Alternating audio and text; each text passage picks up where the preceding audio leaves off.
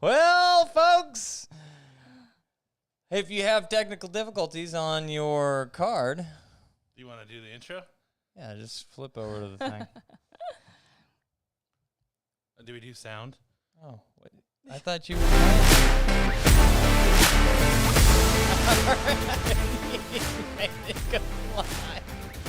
Not live yet? Oh.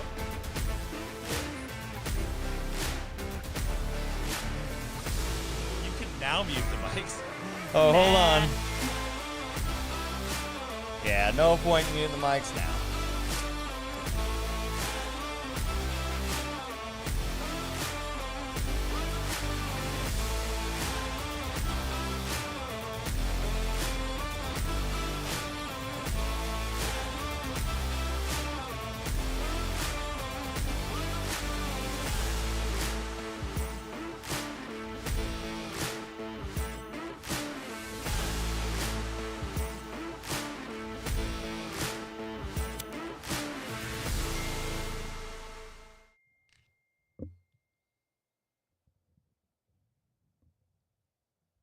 Da-da-da-da. Welcome to this week's Bird Dog Chat with Ethan and Kat, or this month's, I guess is more the way that you should say that.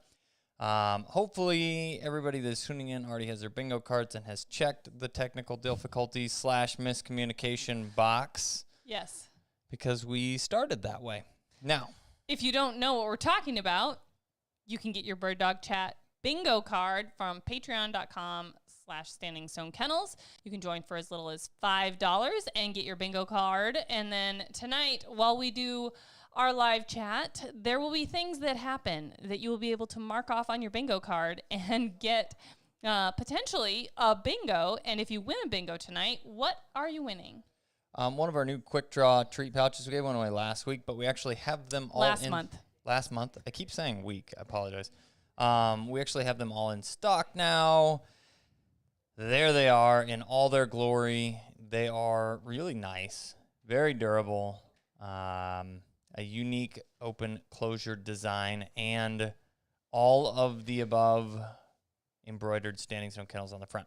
Also, a puppy bag of the Eukanuba Puppy Pro. Yep. If you lean, you can see. Oh, look, there it is. Ta-da!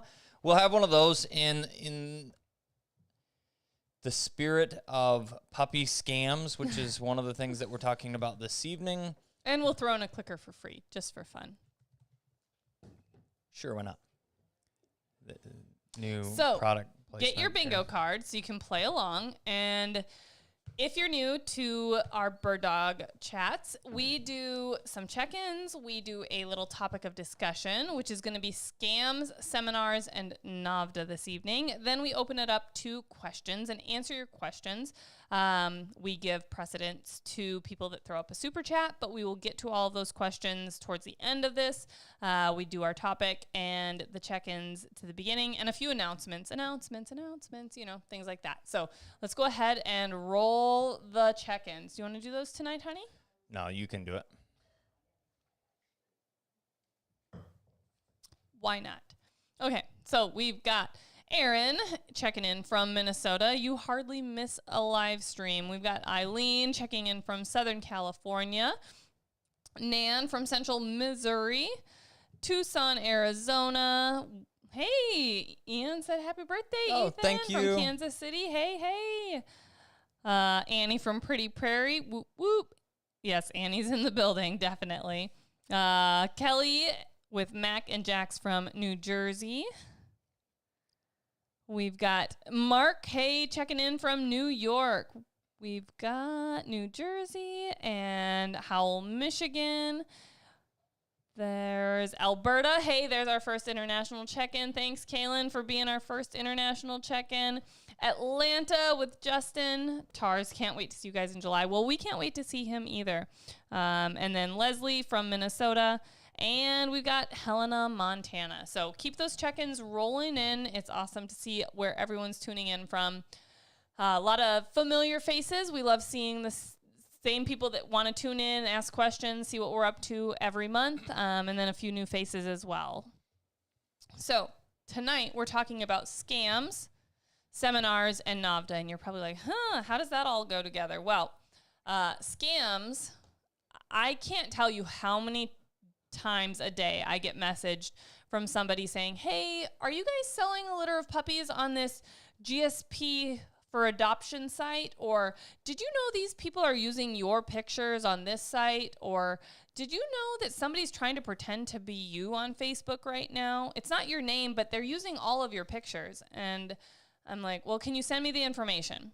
And they send it to me and I look at it. I'm like, yeah, I'll try and report them. I will try and do all the things. But a lot of times when I do that, literally Facebook messages me back and says, hey, thanks for letting us know, but they don't go against our community guidelines and standards. And I'm like, really? They're literally pretending to be us, and they're trying to scam people out of money to buy puppies. Sure, Facebook, approve them and don't meta verify us. Makes a lot of sense if you ask me. Yeah, not really. But it is a problem, and it's getting to be pretty ridiculous. So we've done some more looking into the verification, the blue check mark, if you're talking about. They recently allowed you to sign up. They've made a bigger push with that. And one of the big things that they do have listed as the number one things that it helps to prevent is impersonation. So we are blue check marked on Instagram and still working on the paperwork side of things for Facebook. I'm not really sure why they're different. Other than the fact that our Instagram page is set up as a creator, not a business page, and our Facebook page is considered a business. So they look at the two of them differently and require different information to verify or whatever, verify for the verification process.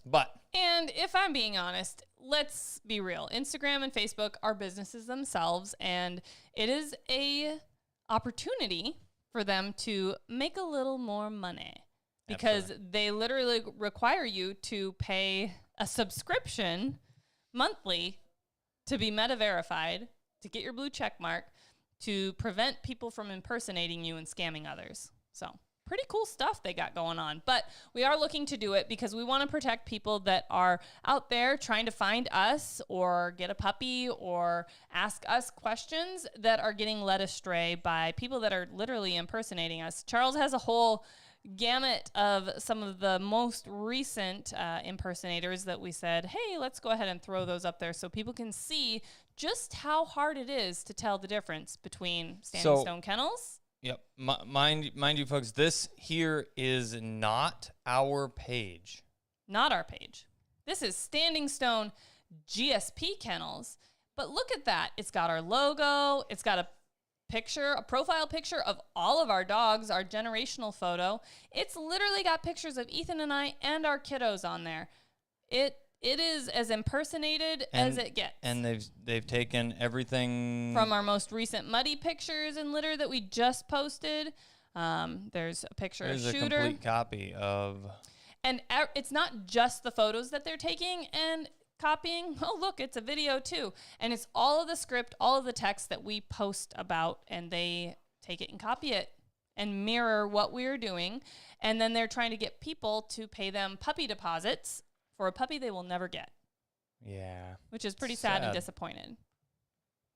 Very sad.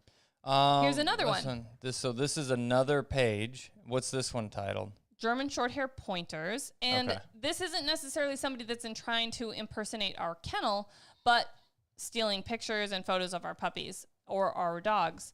So they will grab a picture like that first picture up there was a picture of Doc, wasn't it? Yeah, it was. I think there's more further down. There's another one. That's old, isn't it? It's old, but they will take stuff from long, long time ago. There's another one. There's Legacy and Doc. There's an old man Nixer in our living room being used. Yeah. There's a picture of Aiden and Vex. I mean, they stoop to no levels. They just take what they want and that was their profile picture for a while there. Use Still it. Is. Oh, there's a video of our puppies. There's Taylor.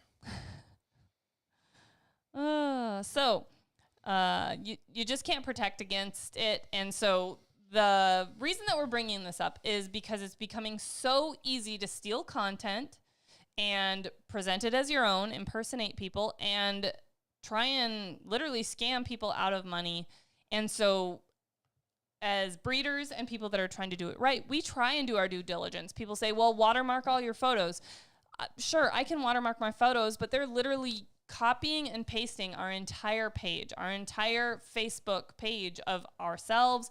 We have our logos on us. They are using our logos. So even if it was watermarked with Standing Stone Kennels, they're pretending to be us. Why wouldn't you think that their photos would be watermarked? So there's nothing we can literally do to completely discredit them from impersonating us. So it's a matter of you guys doing your due diligence. If you ever think, hey, but know this. First and foremost, you will not put down money on a puppy at Standing Stone Kennels without talking to either Kat or I.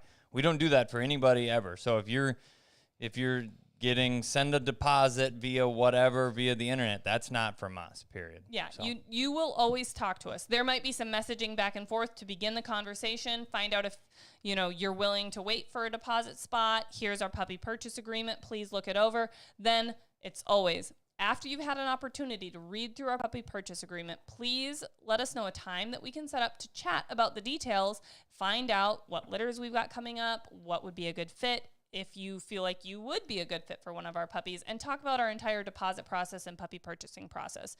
You will never put a deposit down without speaking to most likely me, but maybe Ethan on the phone. Yeah, if you get me, I usually just say, not you need my to department. talk to Kat. So, but do your due diligence, even if it's not us that you are looking to get a puppy from or a cat or anything from. You need to do your due diligence and make sure that there's somebody pretending to be me. It's great. Or just stealing pictures. Yeah. They may not necessarily be pretending. Oh, no, there's people that have been pretending to be. No, I understand. I think this one is just that was just pictures. a picture. Yeah. I'm scrolling Facebook groups. Yes. So do your due diligence and make sure that you're actually talking to somebody that's real, has actual puppies, actual kitties, animals, whatever. Because on some page, somebody was pretending to be us, but selling Bengal kitties. And I don't even know how that works necessarily, but somebody reached out to me and saying, hey, these people say that they're you. Are you selling kittens? I'm like, no, we're not. So if you're ever questioning it, if it's us, reach out to us with an email, contact@standingstonekennels.com. You will get directly to us. Otherwise, you can find us on our website. I would say you could find us on Facebook or Instagram, but you might get confused. That one, I think they comment the same thing on every single picture they take, though, is perfect shoot. Yeah, but that's 4 days ago. That's a pretty old picture. That's an old picture, Yeah. but they're still taking pictures and reusing content. Perfect shoot. So we just have been getting an influx even more recently of the number of pictures, posts, videos. There's a breezy being used and reused. And so we wanted to try and highlight and make people aware that this is a problem so that they can try to protect themselves, protect their friends, to know that, hey, if you are looking at getting a puppy, you need to speak to somebody on the phone. You need to do your due diligence, do your research. So this is their goal, right? Is to get you to click on the picture and then to take you to another group where they can then attempt to get money from you. Yeah. So that's their goal with all you stealing the pictures, is to get your attention to then have you click on another link. Yeah. So, yes, Robert, creepy and sad. Yep. Wow, no shame. It is very sad, unfortunately, that this happens. 153 comments? And some of them... Oh, this might be people calling them out. And so that's the other thing. Like, we really appreciate your guys' love, support, your loyalty, because I'm not involved in all of these random German Shorthairs from Texas groups, German Shorthairs for adoption from Georgia groups that just pop up and then shut down very quickly because they are very scammy. And so I don't necessarily see those, but people bring them to our attention. And we appreciate that, because as soon as it's brought to my attention, I go to that page as much as I can. A lot of them are private, but I try and join so that I can shut them down and, report them to Facebook. call them out personally and say, hey, stop pretending to be me, stop pretending to be our kennel. But without you guys drawing our attention to it, we wouldn't necessarily know all of it's being done. So we also appreciate your guys' loyalty. So that it was asked what's in the cup, and you got that picture, don't you? I just sent the picture to Charles. So Annie, my good friend Annie, is always looking out for me, and she knew about my previous experience with mermaid gin. She also knows I'm a gin lover from the word go. And so Ethan actually got me a bottle of mermaid gin back when I was pregnant with Aiden that he imported from Britain, somewhere. Ireland? The Isles of Britain. Ireland. Okay. And so The got bottle's it. right there, it says. Isles of Wight Isles of Distillery. Wight. Where is that? Anyway, so got me this bottle of gin, was pregnant with Aiden, imported outside the country. It was sitting on my shelf, just beckoning to me, calling my name until I was done having babies.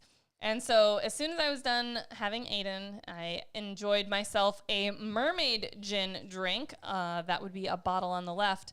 And so Annie was out shopping the other day, and she sent me a picture of these 3 options that were at the England. local-esque liquor store. And I was like, wait, what? That's in the U.S.? I will Venmo you. What? How much? Please bring them. So she got me one of each. All of them technically gin? Yeah, they're all gin. They're just different varieties. So It there's just says mermaid gin, mermaid pink. yes, So they're all gin. So I have enjoyed I tried the original mermaid gin back when you got it for me, but it's been a minute, a couple years, and then I drank the mermaid pink. And it definitely had a more sweet, fruity flavor, but it was great for the summer. And then I'm drinking the mermaid zest right now, and it is very smooth. And yes, it's got the extra citrus. I probably didn't need to add the lime. That's what the citrus is. Yeah, probably didn't need to I add. didn't think you needed Yeah, lime but for that one.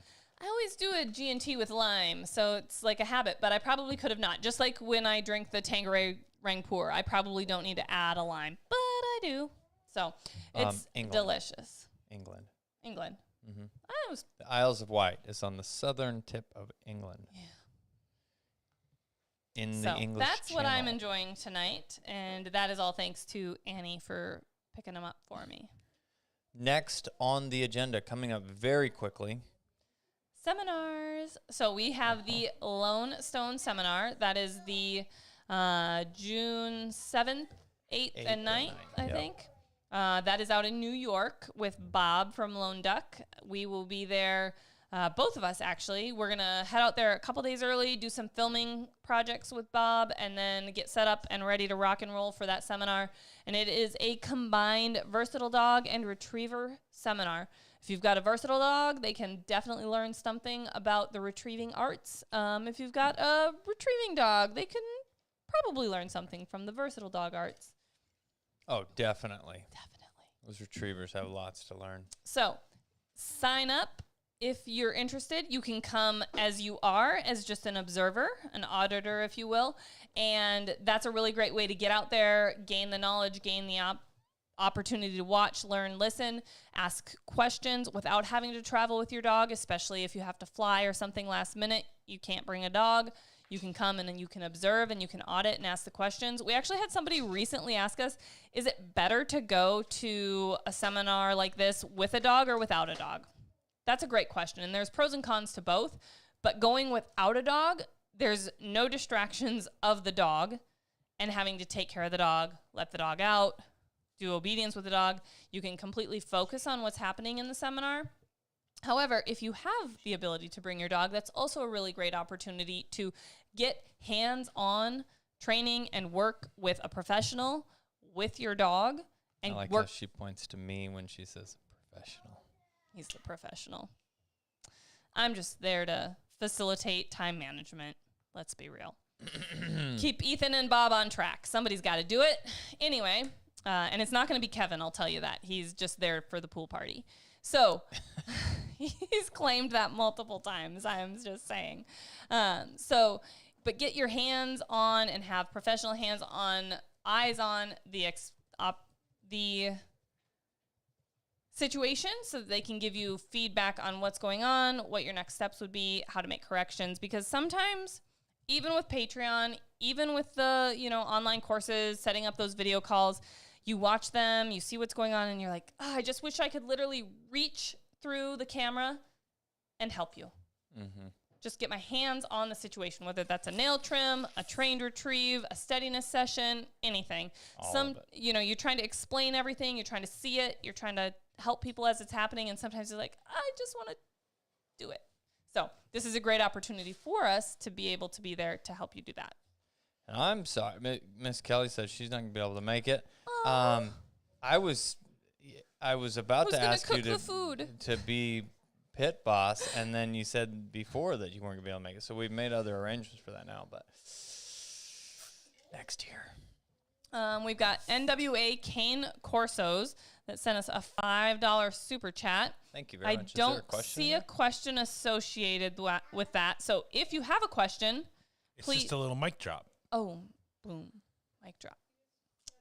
Thanks, Charles, for explaining that. I like it. So that seminar is coming up, and you can find the link to sign up on our Standing Stone Supply website. We also have another seminar that's coming up called the Dog Training Triage Seminar, June 28th through 30th. That's going to be a Friday, Saturday, Sunday in June as well. That is here at Standing Stone Kennels in Kansas. This is a pretty exciting opportunity because it is a completely customized training seminar. So it's going to be a smaller seminar with not a ton of people because we want to give one-on-one time to each individual dog, work through what their issues are, whether that's issues with steadiness, whether that's issues with gunfire, whether that's issues with a trained retrieve. It can be literally any level. Maybe your puppy hasn't even done a gunfire introduction and you want time to have one-on-one help going through a gunfire introduction, going through a bird introduction, a water introduction, all the intros, collar conditioning introduction. That's where you can come to have that one-on-one customized help, and we can work through any issues you're having, as well as you're going to get to watch and observe other people's training so that you have all those tools that you can put in your pocket for later. And we're doing, combined with that, if you will, vet triage, where Charles knows a little bit more. So this is where we have one-on-one. Well, it's a classroom setting, and then it's going to be hands-on is the two opportunities so for they have, hands-on triage. This is a North American Rescue dog that is like a dummy dog that has like blood flow and does all the stuff. And that you can staple up, suture, tourniquet, do all the things to the dummy dog in practice for real life situations that you're going to run into in the field. So you get a dog that gets lacerated by barbed wire. You get a dog that is overheated. We're going to go through what needs to be done, how to approach those situations. And when I say we, I don't mean me. I don't mean Ethan. The instructor is going to go over all of that. And he does a lot of these seminars. He was actually a canine para, what was it? He was, that's, here, I can go to his bio, but, paratrooper, and then he was, I'm like, a paravet, what is that? Oh, you had to, like. I combined them. You had to squint to. Well, because that's a really small print on that screen, actually. Is it small on yours, Charles? No, it's the size of a TV. So this is going to be a good opportunity for you to add to your overall knowledge of dog health and well-being care so that you're prepared for training scenarios, hunting scenarios where your dog may get injured and need the vet care that you might not necessarily know previously how to give. And the reason that I wanted to do more of somebody kind of military-based is to set up scenarios to have a little bit of stress involved because they're good at that. I don't know. We haven't really talked about brazy snake bite much. But we haven't. We need to do a whole thing. We're not. But the thing is, she's not quite healed still yet. Know. This has been a process. So that was what having those two dogs get bit by a snake, kind of showed me that there needs to be more than just the knowledge of what to do, because in the moment it's very difficult, and you have to be able to kind of calm yourself down and remember what you were supposed to know. And luckily, I was like 2 weeks away from a training that you had just done on snake bites. On snake bites, and so it was very fresh, and I wasn't that freaked out about it. Everybody around me was pretty freaked out by it. So, and I think that there's something to be said about just being super aware and knowing yourself, because between the two of us, Ethan is the more calm, collected, logical person. I'm the more in my feels. This is traumatic. This is an emergency person. So knowing that about myself, if I can try and be calm in the situation, it's really important, not only for myself to do the right thing and make the right decisions, but for the dog to stay calm. Because when East broke his neck out in the field, we were both there, thank goodness, because Kat's freaking out with a video camera going, oh my gosh, this dog's flopping around like a fish. This is scary. And Ethan's like, we need to go get the mule. We need to get the dog loaded up. We need to get to the vet, call the vet, like just very like step by step, process by process. Yep. And I'm like, ah! So definitely knowing yourself and knowing that how you react can affect the dog. And how they're reacting to the situation is really important. So that's why I'm going to take some notes. So I think the hands-on training will help a lot. It's not obviously a real dog, but it will give you some inclination of what it's like if a dog gets poked in the side by a stick and is bleeding everywhere. Like, how are you? And even things like in Texas, you guys get to see a lot of things. So from pad lacerations, punctures. You have eye punctures and stuff from the mesquite. This was the year of the eyes. Yes. So, and how do you go about doing that? How do you go about stabilizing a dog from a snake bite or having to give fluids? Giving them clear their airway so they can breathe. Yeah, things that are fairly serious. And when you're out in the field, hours away from a vet, having some knowledge can truly be the matter of life and death in these situations. So.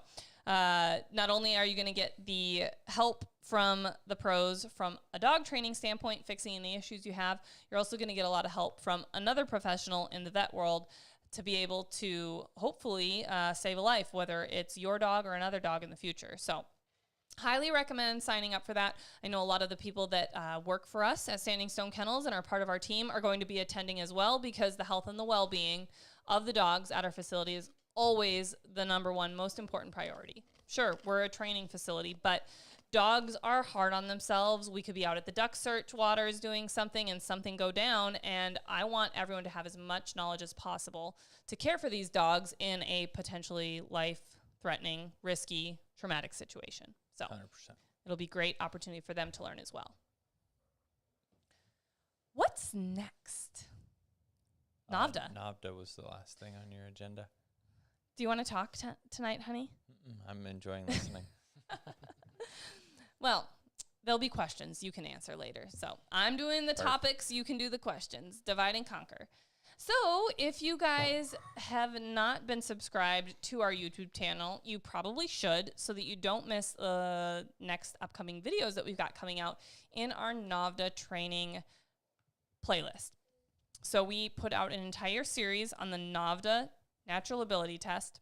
Then we put out, we're halfway putting out the NAVHDA utility test. So we literally videoed. What were the dates? Throw the dates up for the other seminar. That was a question. Oh, the 28th through the 30th, I think. Yep, yeah. 28th through the 30th. Sorry. No, you're fine. So we did the entire test from the natural ability test. We did the water portion, we did the field portion, we did the tracking portion. And so we put all of those pieces together. We shot the entire video, gave instructions, showed the dogs doing everything. The one thing that we didn't talk about and has been asked and commented on all of the videos is, what would this dog have gotten as a score? And unfortunately, we cannot give a score in these video formats. However, we can say things like, we believe these dogs would have received a qualifying score. And I don't think that there would have been any dog, Charles, in any of the videos that would not have received a qualifying score. Yeah, there's been nothing that would not have been that passing. would not have gotten a minimum of a prize 3 that you would have seen. However, we do highly recommend going to a rules and aims clinic. That is where you're going to get so much understanding of how the scoring works, how the scorecards work, as well as reading through the test aims and rules book that you can find on the NAVHDA website. You can order, you can have one hard copied, but you can read through everything so you understand what we're looking for. You can see a scorecard.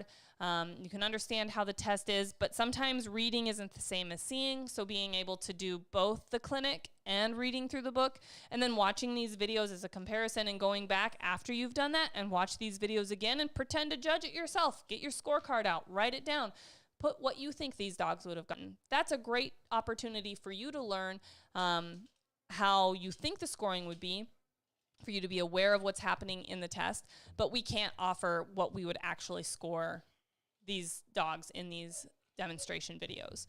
But we felt that they were a very valuable resource for everyone. The first two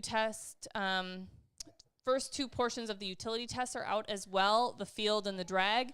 The next up is going to be the healing and blind sequence for the utility test. And then Best for last. I did save the best for last. The one that everyone's chomping at the bit to see is the duck search, right? And I'm going to let a little spoiler slip. There's 2 scenarios to watch. A dog that hadn't yet run the utility test and a dog that is a versatile champion. So you'll get to see 2 different scenarios and performances. I would say, it will help to give comparing and contrasting. Yeah, it makes a clearer picture to see something that is I don't know how you worded it. I'm sure you worded it that one is better than the other.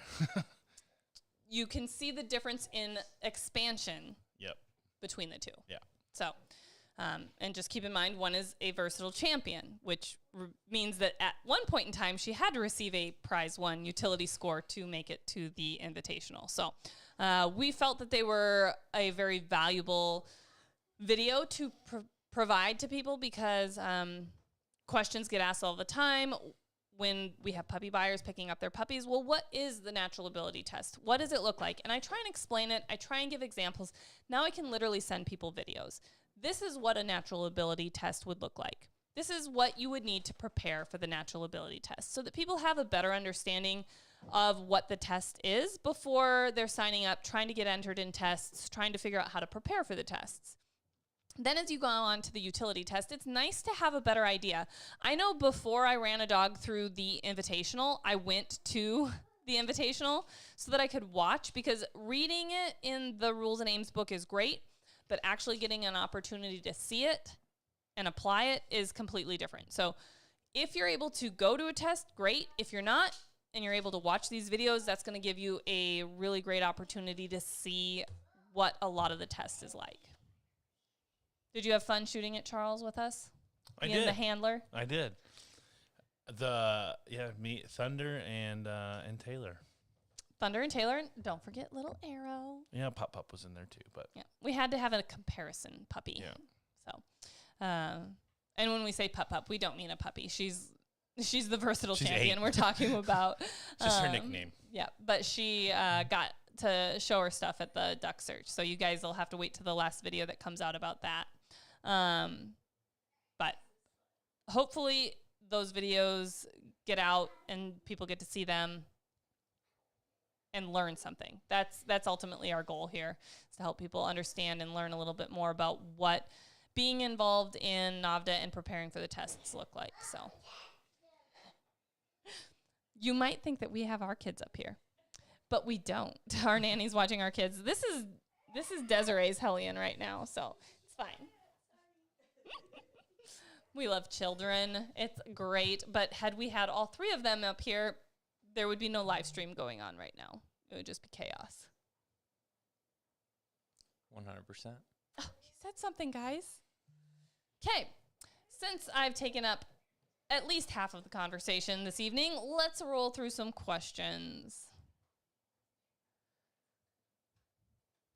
What do we got? I'll read them to you and you can answer them.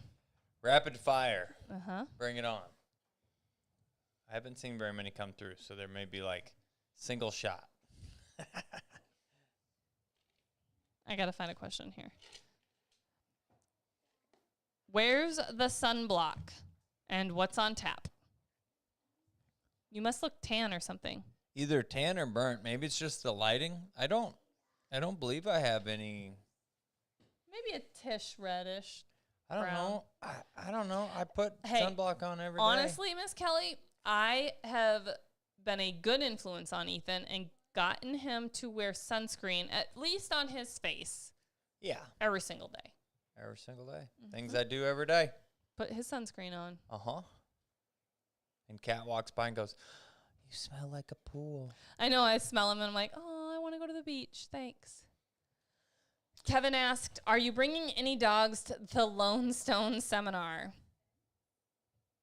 No dogs. We'll just have to borrow Frida. Angelo, you bringing Frida? I think so. I don't know if Angelo's here. Did he check? I swear I saw him checking. Maybe he didn't.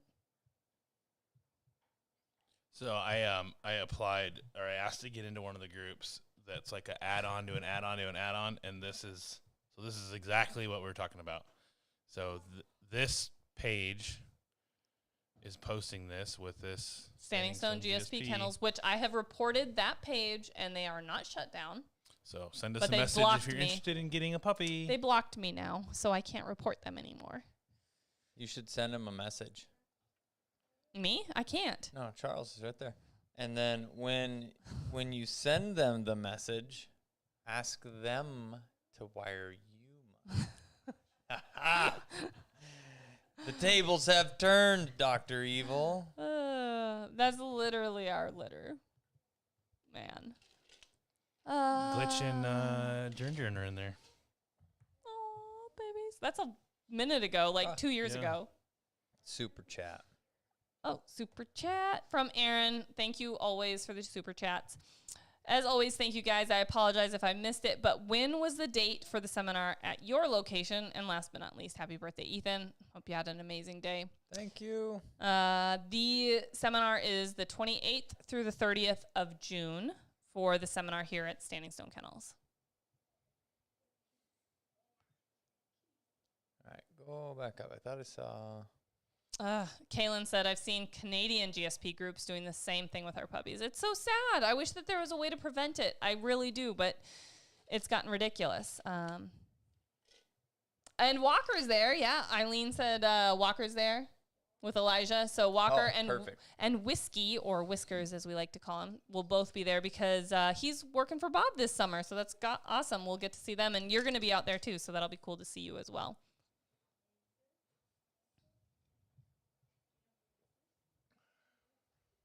Oh, Ethan's a bit red. It's just the camera and the lighting. I think so. Weird I in actually here look tonight. tan, and I'm not tan yet, so. Yeah, it's something.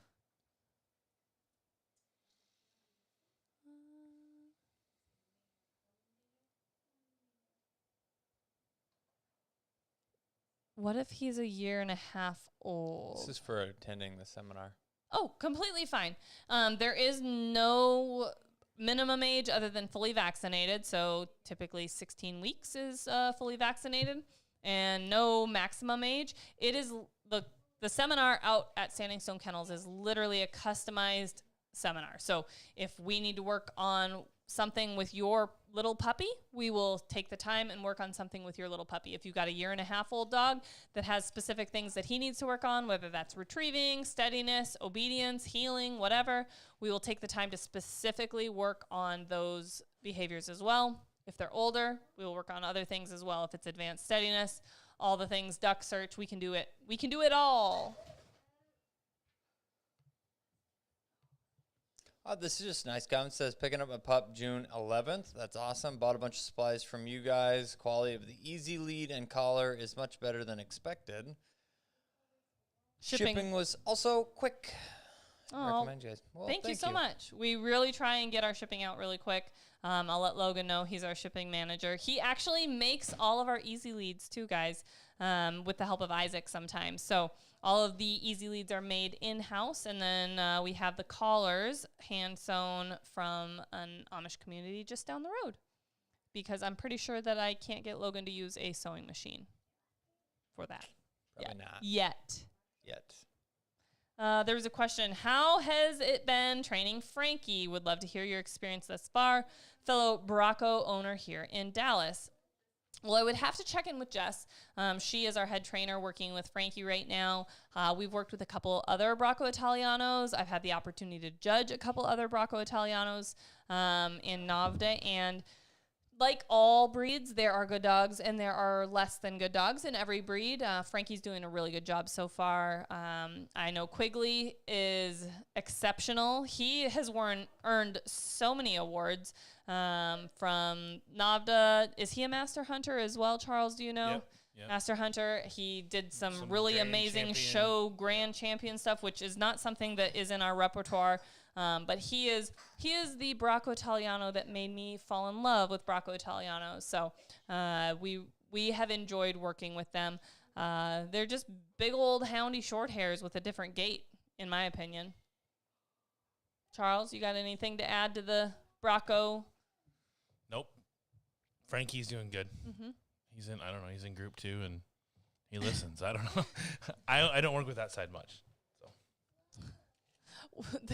I don't want to say the kennel's kind of segregated, but apparently the kennel's kind of segregated. We got the personal side dogs, the client side dogs, group 1, group 2, group 3, who's puppies, who can't hold it, who's females in heat, they can't go out with the boys. It's a whole coordinated effort to make sure that the right dogs go out with the right groups.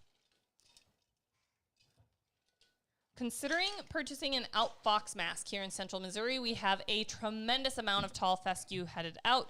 Did the dogs get used to the masks quickly? Yes, actually. So highly, if you're thinking of one and you have a lot of grasses that are seeding out and you're running your dogs, you need an outfox mask, 100%. We run all of our dogs here on free runs in the outfox masks, and they get used to them exceedingly quickly. They do look very strange running around in them, and we get story post comments all the time. What is on that dog's head? They look like little hostages. They do, but they can see out of them pretty well. When it's super dewy, they will sometimes have some obscured vision, so wiping them down and drying them off so they can see through them because it's pretty fine mesh. But they run with them really well. Charles runs them multiple times a week with them on their heads, and they have no issue. Even the dogs that are brand new to it, they pick it up. Yeah, I just quick. did Dusky and Pocket, and I think it was actually Trigger's first time. The biggest recommendation is for the new dogs is to be ready to roll. So don't put it on and dilly-dally around. Stand around forever because they'll paw and they'll eventually figure out how to get it off.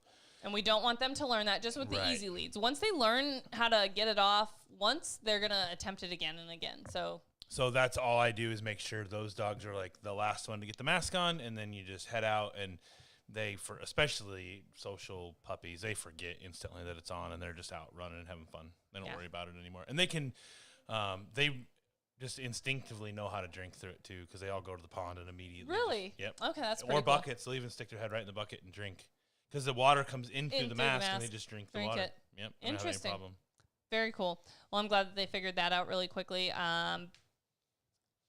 Dogs that are mentally stable and really well adjusted to things, whether it's an outfox mask or any new environmental trigger, they usually adjust to pretty well. So, the picture still doesn't work on the store. On what? For what? The outfox mask? Mm-hmm. Pull it up. We got to fix that. There it is right there. What in the what? So weird. Okay. Note to self. We need to fix that. And I would say most dogs are going to be mediums. Cockers are smalls, and a few of the short hairs are larges. Based on muzzle length? Yeah, like Grady Grit is a large. And Muddy would be a large. Nix would be a large. Yep.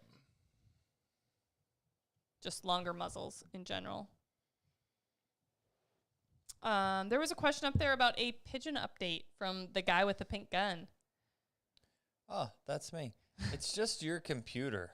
Oh, really? Your computer's broken. It might be cached. Maybe. It all works right here. Go in incognito mode or something. I just need to refresh because it might be pulling. Pull your clear your cookies and whatever. Uh-oh, Pocket's here. pocket. All right, it says for a pigeon update. Yes, there are some videos that have been filmed. It's been a little bit crazy trying to get caught up with stuff. I will do an update. A brief update is that I am at the very tail end of racing pigeon breeding, and Logan almost has his warehouse back. yeah. It was unintentional, but I definitely took over. The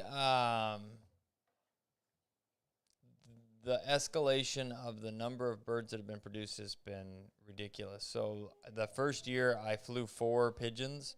The second year I flew like 20. The third year I flew, I think, 40-ish. And this year I have just banded number 120. Yeah. So, things have gotten a bit out of hand. But the cool thing is the birds look the best that they ever have. So it's definitely not a lack of quality type of thing. I've got birds in a lot of really cool races. The Hoosier, we're flying. Let me think. Where else? The Peach Classic, Master Breeder Marathon, which is only like an hour and a half from here. We'll be flying at the Flying D, flying the Grand Canyon Classic, the Dash for Cash, the Black Gold, the Crooked River, and I think that's it. We'll fly the Florida Pigeon Derby again, potentially.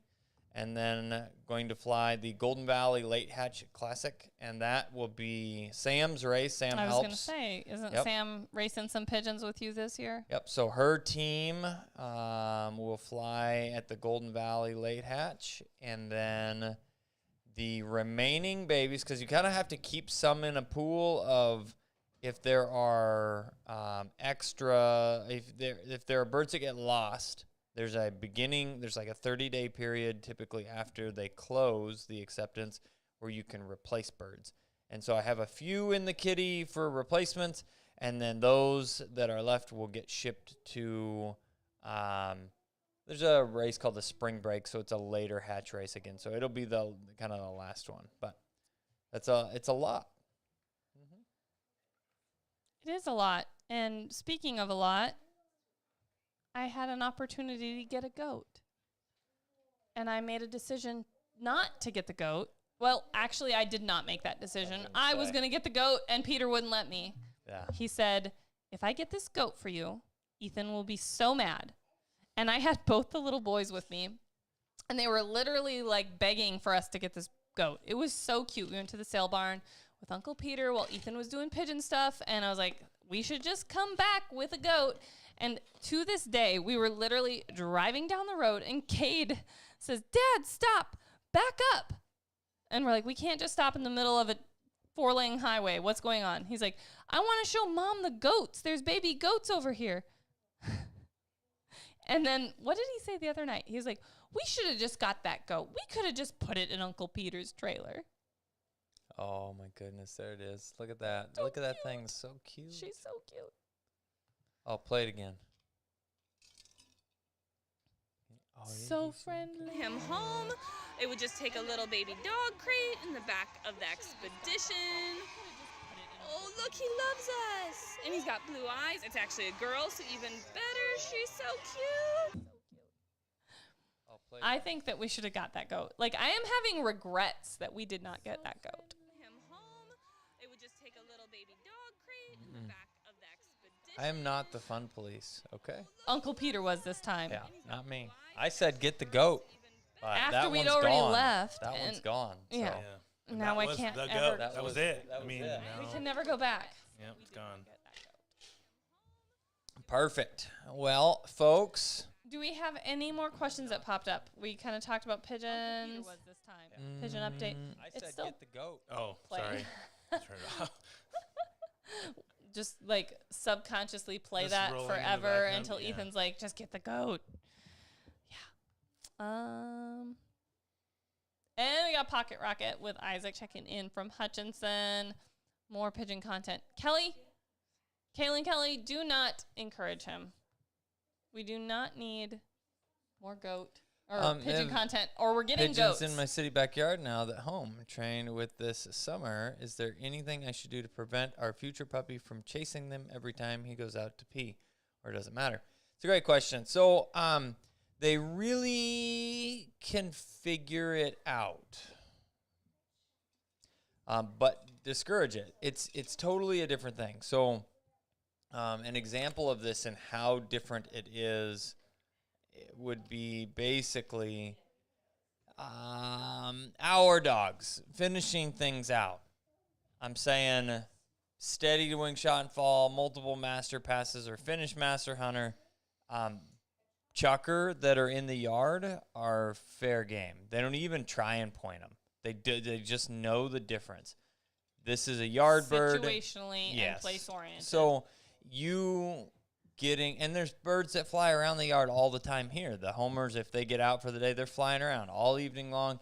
And the dogs, really, it just requires some level of discouragement. So don't pay attention to those. That's not what we're doing. Your job is not to chase birds in the yard. It will not ruin them. It will not prevent them from becoming bird dogs or any of those things. It's just here, you don't mess with them. And out there, we definitely work with them. Work with them that way. So let us know if you have issues once you get your puppy home.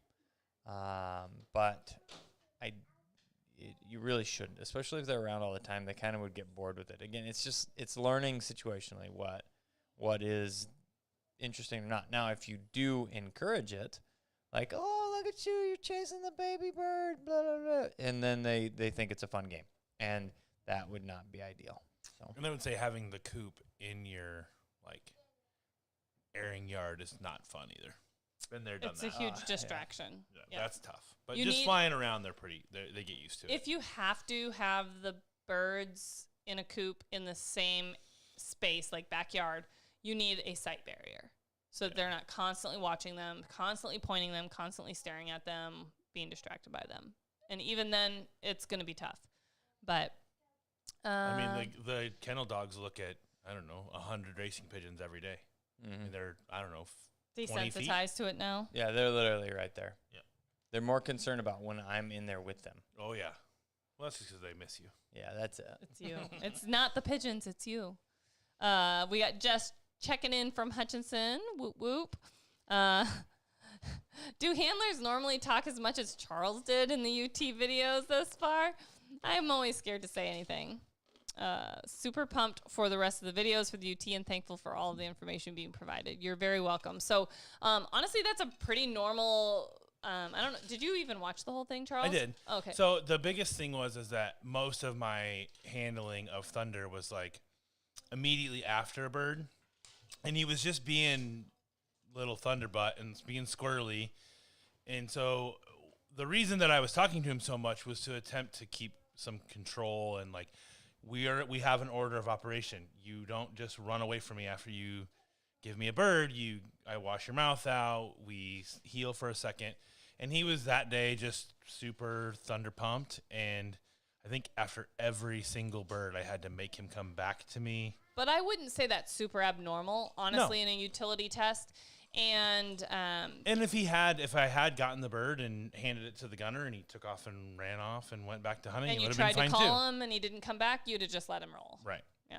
But so I wouldn't say it was abnormal, and that was the reasoning behind it. Was we have a routine. They're very situationally aware. You start doing things differently. They go, oh, he didn't make me do this thing, or I just got to do what I want, and now things can fall apart. And so that you know, if you are running a dog in a test and the judges think that you are handling too much, they will say something to you. They will say, hey, every time you say something to your dog, that's considered a command. So keep that up, and it's going to impact your score. And they will tell you so that you're not caught unaware. But it's not also like you have to have your lips zipped shut and you can't communicate with your dog at all either. But anything that you are doing that can be construed as a command is considered a command. So if you even if it's nonverbal and you're patting your leg and you're clapping your hands and you're snapping your fingers to get your dog's attention, to bring them in, things like that, waving your hand, all of those nonverbal things can be considered cues as well. Yeah. And I would say also, if you're not doing enough, the judges will also say, hey, like, you should probably talk to your some dog. things are going a little sideways here. You should step in and try to stop this from happening or that from You should happening. try and handle your dog here. Yeah. We want to see the best possible. There's a question right there. It says, service dog got her second collar today. Oh, no, it wasn't a question.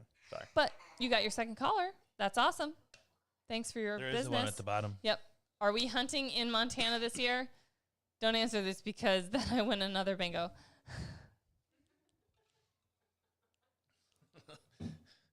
How? I think I have 2. Are you Let's even look. paying attention? Not really. Let's look. Let's check I think my that's card. the thing. I think that Aaron actually pays attention and he's like got Let's check my card. his Here you bingo go. card out. Here's my card. You- We definitely hit this. Yeah. That was a big one. The likelihood of this diagonal happening is very, very small.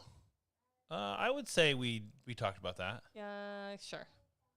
And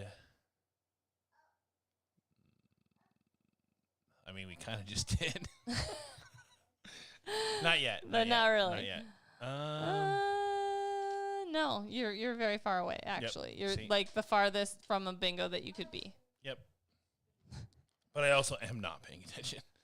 Well, you Speaking of Pocket Rocket, I thought that was a pretty cool picture today. Oh, yeah. She's doing a nice job. Pocket in the back here with Isaac and Zoom and in on that. Dusky.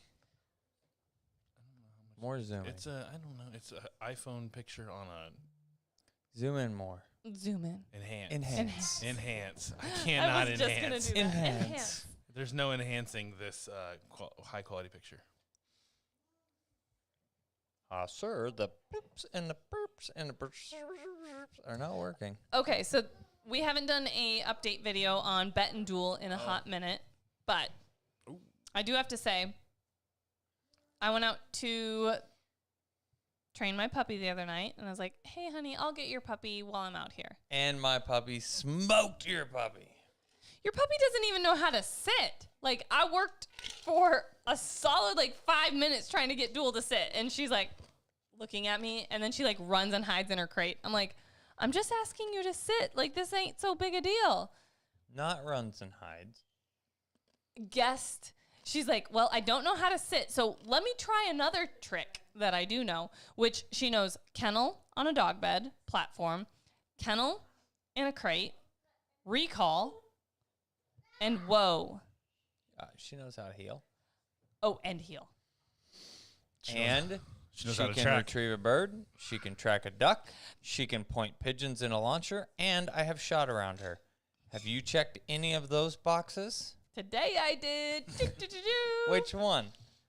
She tracked a duck inadvertently. Yeah. I even threw her in the pond the other day, and she swam out. So swimming, check. You threw her in the pond. Perfect. That does not count. I did not. I'm just teasing. And I did my bird intro. And my puppy retrieves like a maniac. And she's collar conditioned to recall, collar conditioned to stay on a dog bed. She knows how to sit. She knows how to whoa. She knows how to kennel. She knows Mine how is to heel. also She knows how to collar recall. conditioned for recall and place training. Both. Likely story. Did you test that out? No, I wasn't No, collar you just conditioning. tried to get her to sit. Who cares if she can sit? She should know how to sit. I'll teach her someday. I'm just trying to make it real I'm pretty sure hard. Yeah, I'm pretty sure now that you've gone over 6 months without teaching that dog how to sit, that it's gonna be impossible. Not impossible. Not impossible. It's gonna be very difficult. But Yeah. Bet did Challenging. get on a track of a duck on accident because Isaac brought Pocket out to do her track on a duck. And my puppy's running around because I was going to do her bird intro. Got distracted by Pocket, ran over to Pocket. I recalled her over to me. She ran past me to Ethan and then started her track. So I was like, ooh, not going to recall you back to me now because Ethan was standing at the track pile of feathers. And then she just tracked her duck out all the way to her duck without even really being started. So I was like, well, that'll do. And then I did her bird intro and she did great. So my card is full. I win another bingo. Good job, Aaron. You can have, is this your second treat pouch? Did he win the first I one? don't remember. I feel he always wins, so I kind of feel like he always wins a treat pouch or a dog food bag or something. We were also going to touch on this, Oh, and we yes. had not yet. Good job, Robert. Thanks for the reminder. Yeah, Kelly said I won. Obedience is king. That's 100% true. Charles, take it away. So we had a lot of fun in Colorado at an AKC hunt test. I got to I was actually not running in the field, but multiple people were. But we were on deck when the tornado touched down a mile away. And it was surprisingly very calm where we were. I mean, my canopy was still out on the camper. But it was pretty sketchy watching it touch down. And then Andy Taylor has an even better picture because he was actually in the field while it's happening. While it was happening. Oh, good. So no big deal. How big was that tornado? It was not that big. I mean, it was there. You can start to see like that's where it was. Formed. Coming down it. Yeah, but the big old whip. It was definitely moving along away from us. So we were all kind of like, sweet, keep going. Way. And then the storm, and that was the night that this was Sunday, and somehow we skirted that. We followed that storm all the way to Kansas. Like we just stayed behind and barely had any rain or wind. And the only thing we had was road closures because of flooding when we tried to get home. So we got really, really, really, really lucky that this missed us within a mile. And then, as you see, didn't you have some other bad weather the night before or something too? It rained all night. Just rained. Yeah, and you can see this is a very small selection of the amount of horse trailers. I bet there was 30 horse trailers and campers right there on the grounds. Yeah, so could have been a bad deal if it was a mile over. Yeah, I was like, please keep going the other way, and everybody was watching on the radar, and you could see the direction of the storm, and it was all moving away from us. So, but we were totally all Midwesterns. Every single person was out there with their phone up in the air. Not running and hiding. Nothing to hide from here. They did come around and say that there was a house on the property that nobody lived in. And they said, there is a basement. That's where we're going to go. And nobody moved. So run real fast. Well, we were chucking dogs into the dog box on the truck because I figured the truck had a better chance than the camper. So. Oh, the story. You've seen Twister. Yeah, absolutely. It's hard to get a truck to go up in a tornado. And it's way bigger than that little guy. Because I'm sure that's real life. I have seen Dorothy too. It's in the Salt Museum, in the cave or the mine. 100% accurate. It is. I've seen it. Real life stories here. Well, Aaron, I'm glad that you're going to win the treat pouch this time since I think you weren't available last time. That's the only reason other people had an opportunity to win something last live stream. So that's awesome that you're tuning in all the time, paying attention, checking the boxes. We are probably out of time, and we will see you next month. If you're not sure when we're going to do the next live stream, we don't either. It does come out in the newsletter. It does. Though. We pick at the beginning of the month, and then we need to do a better job of announcing them throughout the I think we the literally weeks say leading this up. every time. I know. We do. But We'll do a better job eventually. one of these times. Thanks for tuning in. I'm the guy with the pink gun. I'm Kat the dog trainer. We'll see you in the next one.